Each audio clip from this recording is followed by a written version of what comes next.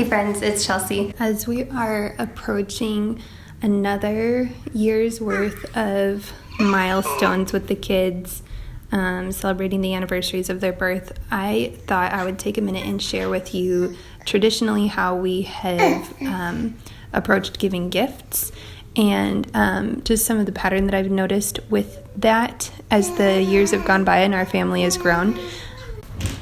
So when each of the children so far have turned 1 year old, we have invested in a stainless steel water bottle for them.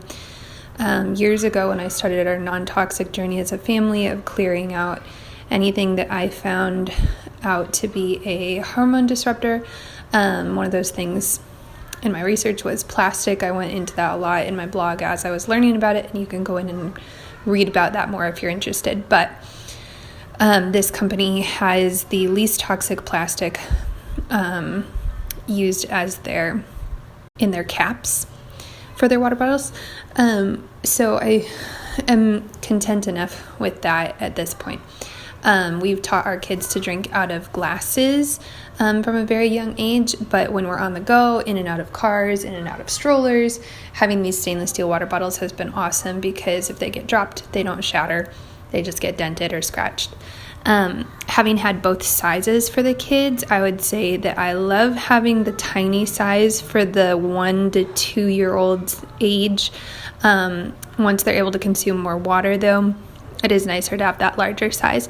So we're probably going to end up using the tiny one as a hand-me-down to each of the subsequent kids as long as it's in good condition. You can also get just replacement caps, which is helpful. What we ended up doing at the age of 2 for each of the kids so far has been to get some high quality, sustainably made colored pencils.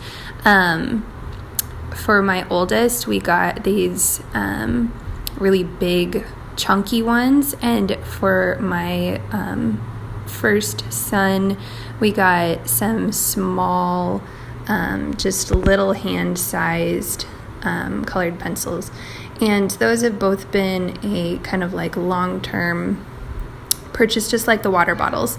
At that age, they've both been interested in pen control and that kind of like independent stage, and so that just has been very fitting so far, and they have gotten a lot of use out of them and will continue to, I'm sure, for years to come. When it came to our firstborn daughter's 3rd birthday, she was old enough to talk in full sentences and express really what she thought that she could use. I was not fishing for gift ideas. I just, in and about our life, had listened to her, just the overflow of her heart, and heard her repeatedly saying how she could use a backpack. And so we got a handmade linen and cotton backpack for her. We were able to have it personalized with her first initial, and it's just really sweet. And she has gotten a lot of use out of that in the past years. She should be able to continue to use it until it gets thoroughly worn out, and we hope that she'll continue to take good care of it so that she can use it for many, many years. I remember carrying a small backpack like this one around all the way up until the age of like 13 or 14 years old. So I think it's a pretty special intentional investment for her. And now, as we're approaching celebrating my oldest son's 3rd birthday also, he is also expressing interest in the very same thing. I don't know what it is exactly about that stage of independence, but he would really like to carry some things around in his own bag, just like his big sister. And so I am on the hunt for another natural materials, handmade little backpack that can serve him well. And then last year, we had the joy of celebrating a 4-year-old birth anniversary, And this one, because of the ability to develop passions and really understand like what you're desiring or wanting or needing, just taking note of all those different things and thinking like, what kind of investment could we really make in encouraging independent, open-ended play for my daughter and her motherly nurturing instinct. We settled on getting a wool filled and wool outer handmade baby doll for her. We were about to add another little one into our family, and just encouraging that enthusiasm of caretaking and everything, felt that it was a good time for that investment. We also encouraged anyone else who is trying to purchase something for her. We gave them some ideas of other handmade or sustainably made natural material, just non-toxic items that could be used along with her new baby.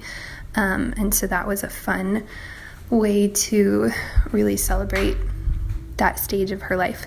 Now, this is one area where obviously we will not be repeating it exactly that way when it comes time for my son.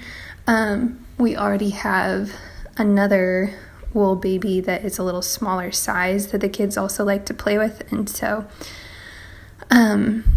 even if that was really his passion at the time, was just like caretaking and showing interest in like taking responsibility for things and playing in that way, we already have toys that fill that need for him. But what I anticipate is that he'll have his own sort of beginning to develop set of specific interests and desires, and that it'll be a chance for us to really invest in how God has created him uniquely and the path that God has laid out for him, as well as the other children as they continue growing. I anticipate that we'll be taking the same opportunity of just investing in who they are and where God is directing their life, things that challenge them and things that inspire them. And